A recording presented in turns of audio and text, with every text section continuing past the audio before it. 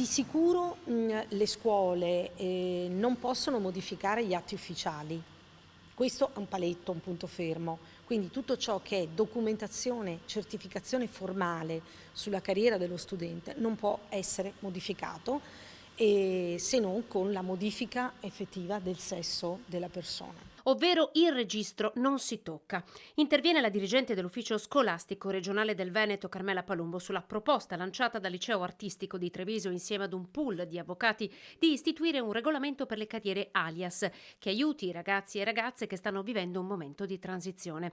Un passaggio che ad oggi non è contemplato dal sistema scuola italiano. Nel nostro ordinamento ciò che è disciplinato è il cambio di sesso e tutto ciò che consegua il cambio di sesso, quindi in termini di modifiche anagrafiche e quant'altro.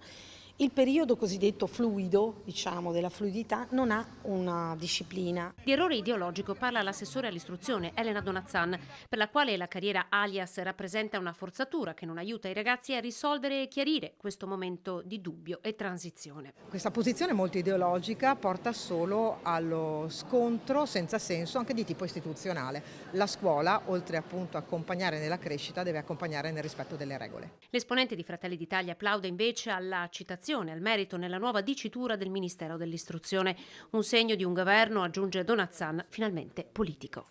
Questo governo, che ha una forte connotazione culturale, ha ribadito con chiarezza che non ci può essere istruzione senza meritocrazia.